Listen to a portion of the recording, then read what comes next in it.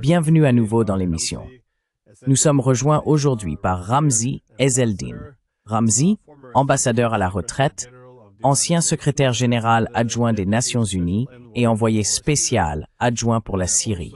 Il a également été sous-secrétaire d'État principal au ministère des Affaires étrangères en Égypte. Alors, bienvenue dans l'émission. J'espère avoir bien résumé cette partie de votre CV.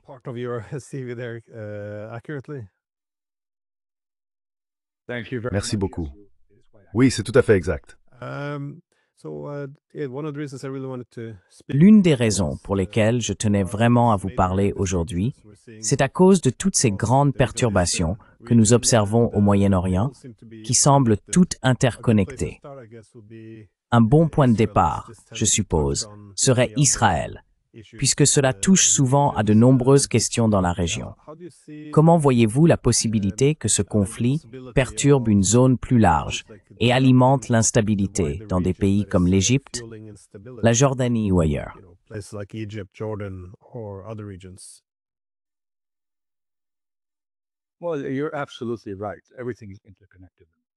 Eh bien, vous avez tout à fait raison. Tout est interconnecté. Cela a toujours été le cas et je pense que cela le restera toujours. Pour des raisons historiques, c'est simplement ainsi. Maintenant, ce qui se passe en Israël, ou plutôt la politique d'Israël dans la région, est bien sûr extrêmement perturbateur. Israël a malheureusement, je pense, décidé d'imposer sa vision de la sécurité régionale à tous les pays de la zone. Cela a commencé avec Gaza et continue là-bas, cela ne s'est pas arrêté. Puis cela s'est étendu au Liban, à la Syrie et plus récemment à l'Iran. Et il y a une résistance, on peut voir qu'il y a une résistance. Même les Américains ne sont peut-être pas entièrement convaincus par la vision israélienne.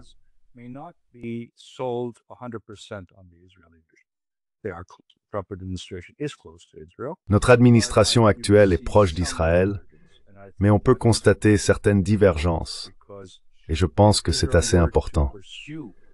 Car si Israël devait poursuivre ses ambitions dans la région, cela déstabiliserait davantage la zone et ce ne serait pas dans l'intérêt de la sécurité israélienne. Je pense que nous tous, dans la région et au-delà, que ce soit en Europe ou aux États-Unis, devons aider le public israélien à comprendre que la recherche de l'hégémonie au Moyen-Orient ne sert pas à ses intérêts à long terme. La meilleure façon d'y parvenir est de mettre en place un système de sécurité régional équilibré qui prenne en compte les intérêts de tous les pays.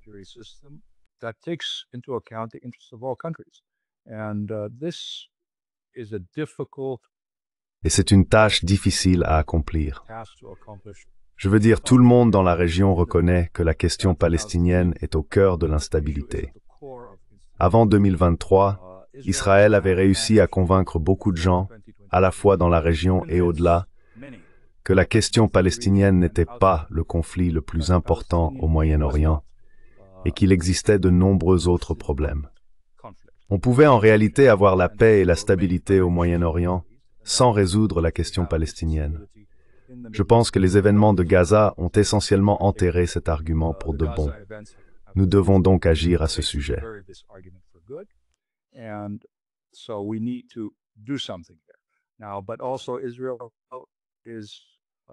À présent, Israël mène également une politique déstabilisatrice au Liban. On peut constater qu'il existe un accord qu'ils ont refusé d'honorer sous différents prétextes. Ils ont de nouveau entrepris certaines actions à l'intérieur de la Syrie et continuent de le faire, bien que la Syrie ne représente une menace pour aucun pays de la région. Pourtant, les Israéliens sont intervenus militairement à de nombreuses reprises, en particulier dans le sud. Et cela est extrêmement déstabilisant pour un régime qui vient tout juste d'arriver au pouvoir et tente de trouver ses repères.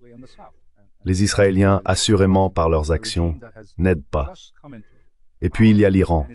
Les capacités militaires de l'Iran ont été affaiblies, mais je ne vois pas que les Israéliens aient atteint l'un de leurs objectifs, que ce soit en Iran, en Syrie, au Liban ou à Gaza.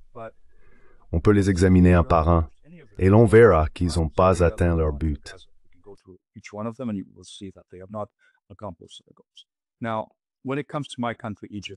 Maintenant, en ce qui concerne mon pays, l'Égypte, et bien sûr, dans une certaine mesure, la Jordanie, Je ne peux pas parler au nom de la Jordanie, mais je pense qu'ils se trouvent dans des situations similaires.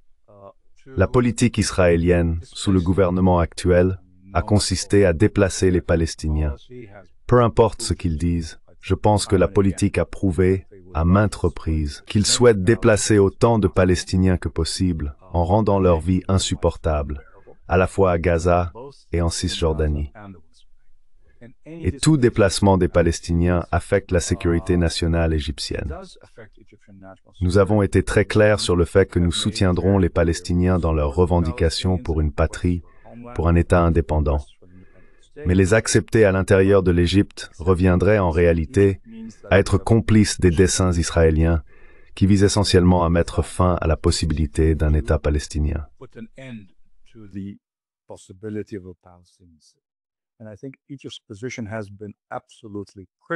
Je pense que la position de l'Égypte a été absolument essentielle pour faire en sorte que les Israéliens ne puissent pas poursuivre leurs objectifs de prospérité. Cela a été très clair. Nous espérons que les Israéliens reconsidéreront leur politique et ils ne le feront que s'ils réalisent qu'ils n'ont plus d'alliés solides. Je veux dire, même aux États-Unis, il y a déjà un certain changement. L'Europe est plus avancée à cet égard, mais les Européens doivent encore faire beaucoup plus. C'est donc un effort collectif des Européens, des Américains et bien sûr des Arabes pour faire comprendre au public israélien que les politiques du gouvernement actuel sont extrêmement perturbatrices et n'apporteront pas la sécurité aux Israéliens.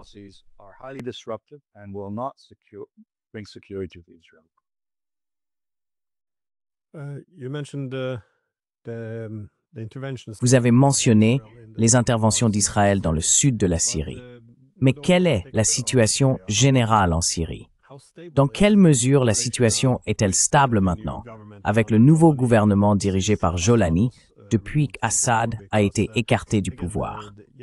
Oui, les Israéliens sont assez perturbateurs, mais il y a aussi beaucoup d'autres variables en jeu, ce qui rend incertaine la stabilité future de la Syrie.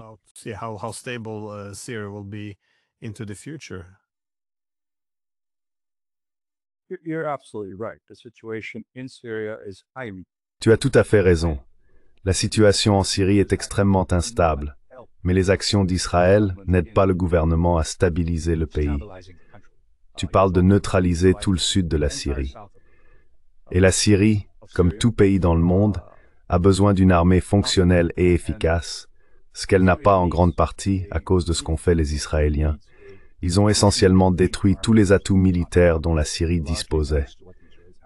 Donc en ce sens, Israël n'aide pas. Mais tu as raison, il y a des problèmes avec les Druzes que les Israéliens exploitent. Il y a des problèmes avec les Alaouites, avec les Kurdes.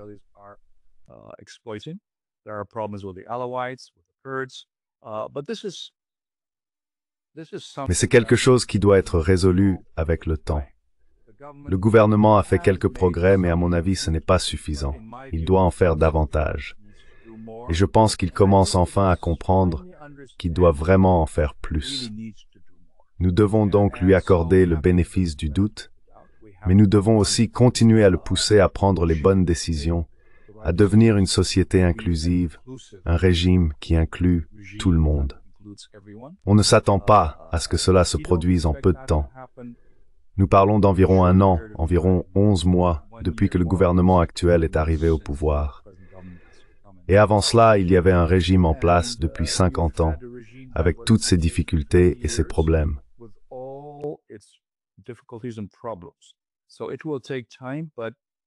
Cela prendra donc du temps, mais les Arabes, les Européens et les Américains doivent aider le gouvernement syrien actuel à prendre les bonnes décisions.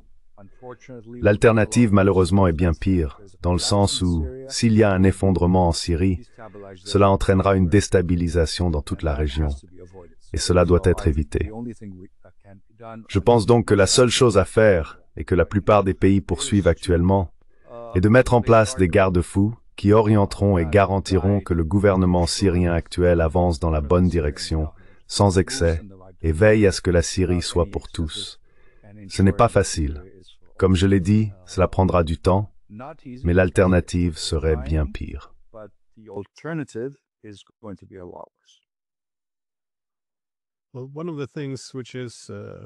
Eh bien, l'un des phénomènes qui se dessine en Syrie et qui n'est pas propre à ce pays est la montée de tous ces acteurs non étatiques qui ont également tendance à collaborer avec des acteurs étatiques. Encore une fois, ce n'est pas un phénomène nouveau, mais il semble devenir plus fréquent. Prenez-vous cela en compte dans les défis plus larges de la région.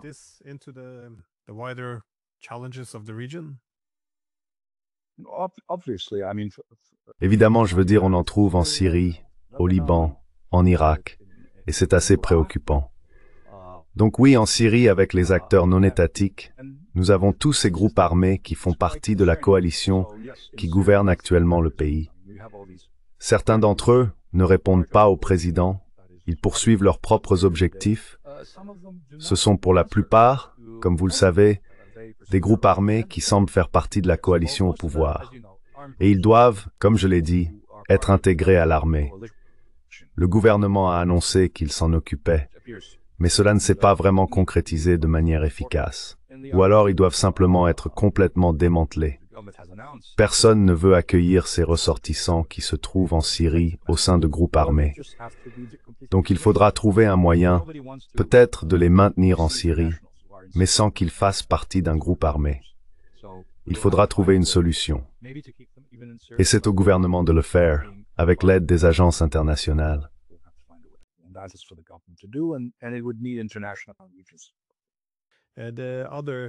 Les autres acteurs étatiques impliqués en Syrie, la Turquie, qui exerce évidemment une grande influence, les États-Unis, comme vous l'avez mentionné auparavant, Israël au sud, ainsi que les Russes qui maintiennent leur présence, comment cela affecte-t-il la capacité de la Syrie à fonctionner? Considérez-vous que leurs intérêts sont en concurrence, ou bien parviennent-ils, jusqu'à présent, à mettre cette rivalité de côté dans des tentatives sérieuses de stabiliser la situation?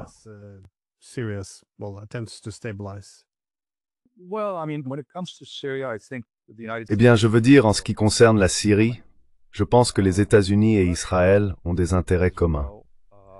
La Russie, comme vous le savez, avait beaucoup d'influence, mais je ne pense pas qu'elle en ait encore autant aujourd'hui. J'ai récemment écrit un article décrivant le retrait pragmatique de la Russie au Moyen-Orient.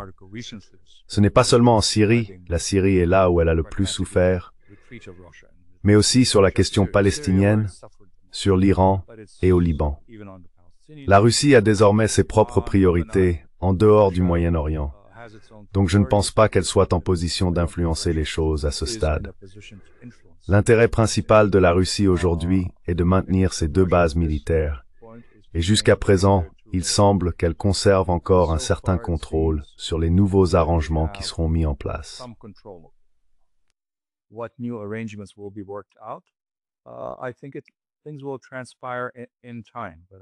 Je pense que les choses se dérouleront avec le temps, mais je suis assez sûr que les Russes seront capables de maintenir une certaine présence militaire dans la région côtière. Maintenant, les États-Unis et Israël partagent un objectif commun, à savoir la sécurité d'Israël. Et pour les Israéliens, cela signifie neutraliser d'un point de vue militaire toute la partie sud de la Syrie. Je ne pense pas que les Américains s'y opposeront, bien que je crois que ça compromettra la stabilité en Syrie. À mon avis, la Turquie a des intérêts légitimes dans le nord de la Syrie, car elle partage une frontière de 900 km. Donc elle y a des intérêts légitimes, mais pas au point de pouvoir intervenir à sa guise, militairement ou autrement. Actuellement, je pense que la Turquie essaye de stabiliser le gouvernement et de l'aider à fonctionner comme un véritable gouvernement.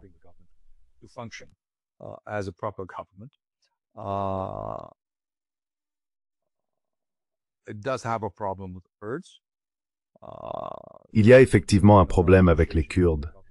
Comme vous le savez, des négociations sont en cours entre le gouvernement et les Kurdes. Ce sont donc les principaux acteurs à ce stade, à l'intérieur de la Syrie. Bien sûr, l'Iran exerçait autrefois une influence assez importante. Je ne pense pas que ce soit encore le cas aujourd'hui, et je ne crois pas qu'il en aura dans un avenir prévisible.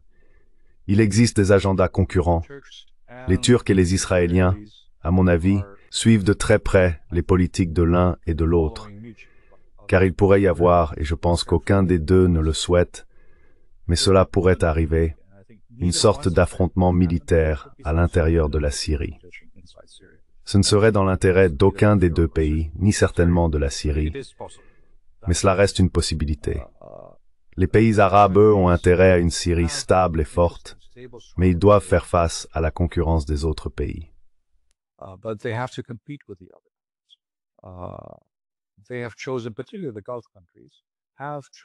Ils ont choisi, en particulier les pays du Golfe, de financer le développement syrien.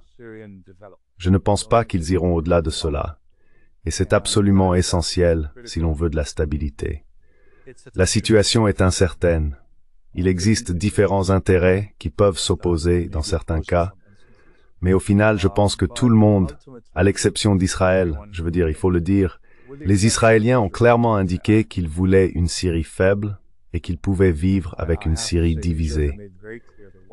Les Américains, je pense, ont clairement indiqué qu'ils ne voulaient pas d'une Syrie divisée, mais qu'ils pourraient accepter une Syrie affaiblie.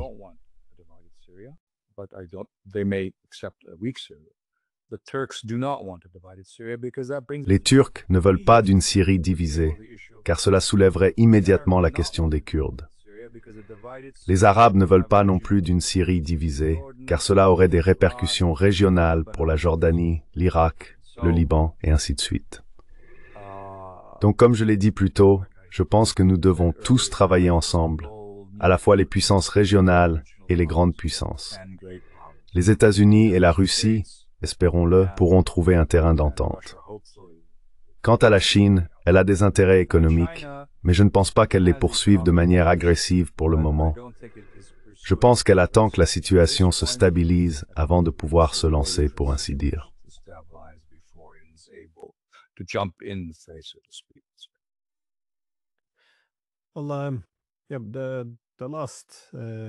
Eh bien, le dernier pays dont je voudrais parler est celui avec lequel vous avez été directement impliqué, à savoir l'Iran. Parce que bien sûr, il y a eu les attaques contre les réacteurs nucléaires iraniens en juin dernier. Mais beaucoup, du moins les Iraniens, semblent plus ou moins convaincus que le conflit ou la guerre n'est pas encore terminé. Et en effet, certains ont interprété le rétablissement soudain des sanctions européennes comme une mesure pouvant, peut-être sans le vouloir, ouvrir la voie à une nouvelle escalade. Voyez-vous cette possibilité ou comment percevez-vous l'évolution de ces conflits à partir de maintenant?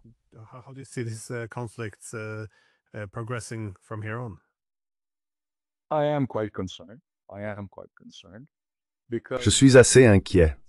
Inquiet pour deux raisons. Premièrement, je ressens une défiance à Téhéran. Je parle avec des Iraniens et je les rencontre, et ils sont tous dans un état d'esprit de défi, dans le sens où ils s'attendent à une nouvelle attaque israélienne et veulent s'y préparer. En même temps, ils ne renonceront pas à leurs ambitions nucléaires. Alors, quelles sont leurs ambitions nucléaires? Comme vous l'avez dit, je travaille sur cette question depuis 2003, à l'époque où j'étais représentant auprès de l'Agence internationale de l'énergie atomique. Il est clair qu'ils veulent un potentiel nucléaire. Je ne pense pas qu'ils aient pris la décision de produire une arme nucléaire, et je crois que la plupart du monde le comprend. Même les services de renseignement américains le disent.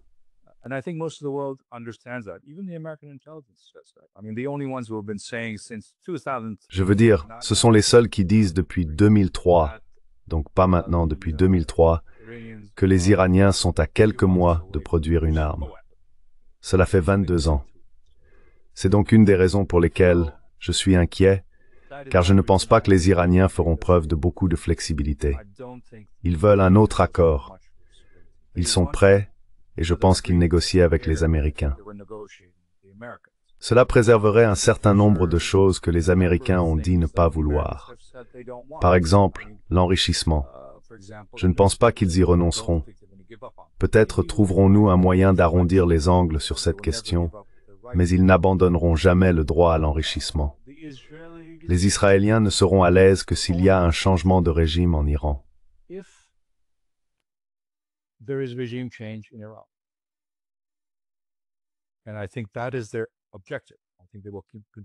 Et je pense que c'est leur objectif.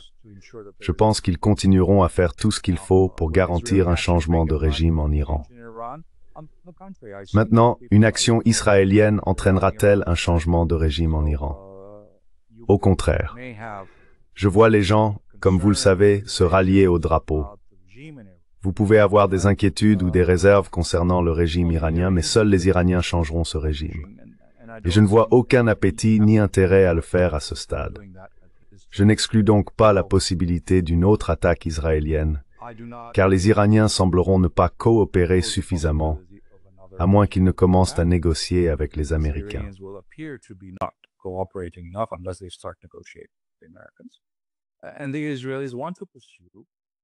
Les Israéliens veulent poursuivre un changement de régime, donc ils continueront à le faire, en espérant qu'un jour, si vous vous souvenez, de temps en temps, y compris après la dernière attaque, le Premier ministre d'Israël s'exprime et appelle le peuple iranien à se soulever contre le régime.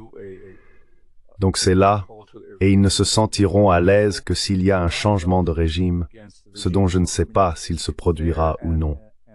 À long terme, peut-être que cela changera. Mais cela doit être organique, cela doit venir de l'intérieur de l'Iran. Mais la pression extérieure agit dans le sens inverse. Au contraire, les Iraniens sont extrêmement nationalistes, et je pense qu'ils continueront à défier Israël.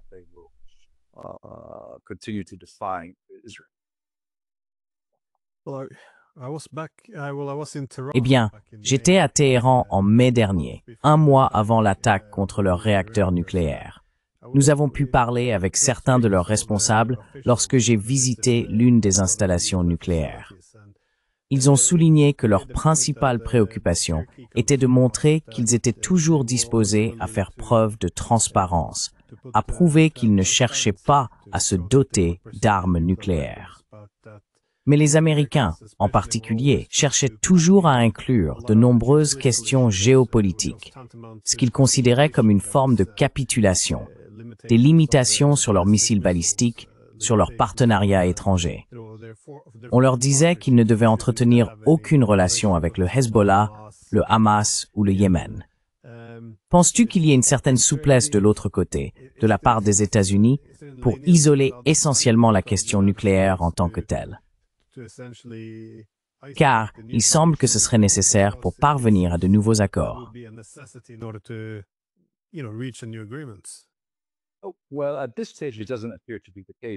Eh bien, à ce stade, cela ne semble pas être le cas. Mais laissez-moi vous ramener en 2003, lorsque j'étais à Vienne, et que les négociations avaient commencé. Elles avaient débuté avec les Européens, les Russes et les Chinois, et comme vous le savez, jusqu'en 2005, les Américains ne participaient pas à ces discussions. À cette époque, il y avait deux choses qui, si elles avaient été poursuivies, je pense que nous n'en serions pas là aujourd'hui. Premièrement, les Iraniens parlaient d'un grand compromis. Tout était sur la table, y compris leur politique dans la région, et les Américains ont complètement refusé. Maintenant, savoir si cela aurait été possible ou non, je ne sais pas, mais je ne pense pas que cela ait vraiment été envisagé à l'époque.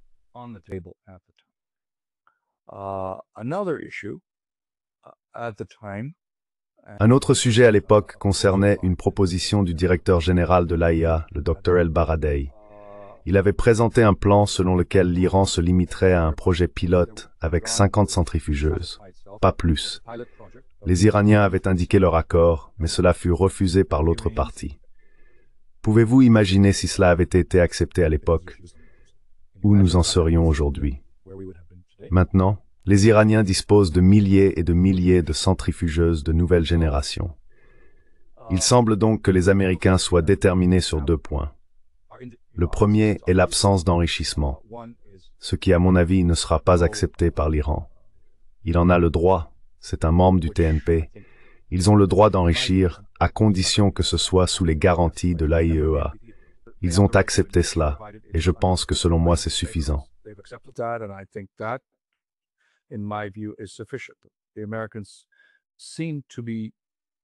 Les Américains semblent insister, bien que leur position ait parfois évolué, sur le fait qu'il ne devrait pas y avoir d'enrichissement sur le territoire iranien. Je pense qu'il est possible de traiter cette question d'une manière que les deux pays puissent accepter. Il existe plusieurs idées à ce sujet. La question des missiles balistiques est devenue encore plus importante pour les Iraniens, surtout après ce qui s'est passé l'été dernier. C'était le seul moyen dont ils disposaient pour riposter. Et s'ils en sont privés, il n'y a absolument aucun moyen pour eux de riposter contre Israël.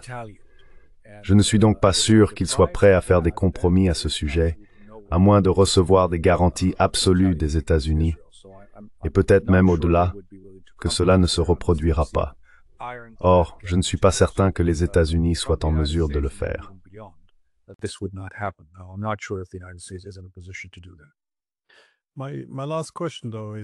Ma dernière question, cependant, est la suivante. Comment voyez-vous la possibilité d'une réconciliation plus profonde entre l'Iran et les États du Golfe? Car ces tensions, bien sûr, définissent une grande partie des problèmes de la région et sont souvent exploitées par des tiers également.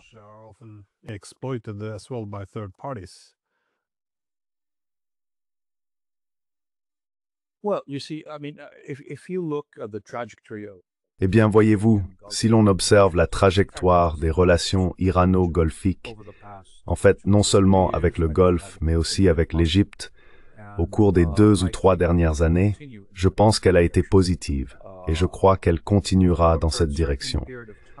Pendant un certain temps, il semblait que les États du Golfe étaient convaincus que l'Iran représentait la principale menace. Mais après ce qui s'est passé à Gaza, je pense que cela a changé. Israël est de plus en plus perçu comme la principale menace. Ainsi, les relations entre les États du Golfe et l'Iran se sont améliorées, et je pense qu'elles continueront de s'améliorer. C'est dans l'intérêt des deux parties. Je pense que l'Iran doit repenser, et il y a déjà des discussions à ce sujet, ses politiques régionales, son concept de défense avancée, qui, comme vous le savez, a été un pilier de sa doctrine militaire. Utiliser des groupes alliés en Syrie, au Liban et ailleurs pour ses intérêts et agir comme moyen de dissuasion contre Israël. Cela a clairement échoué.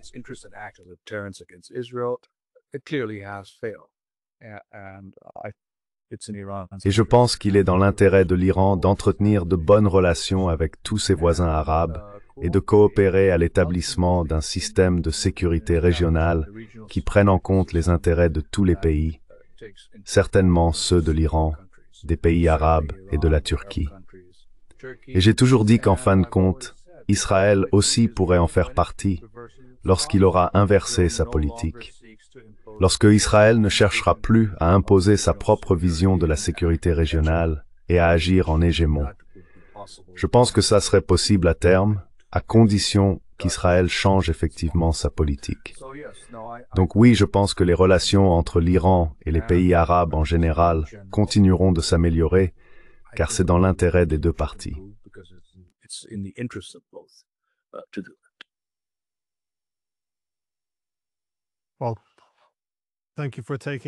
Eh bien, merci d'avoir pris le temps. C'est fou de voir à quelle vitesse les changements se produisent maintenant. Les gens disent toujours que le Moyen-Orient traverse sans cesse de grands bouleversements. Mais cela semble, eh bien, inhabituel. Alors merci encore d'avoir pris le temps.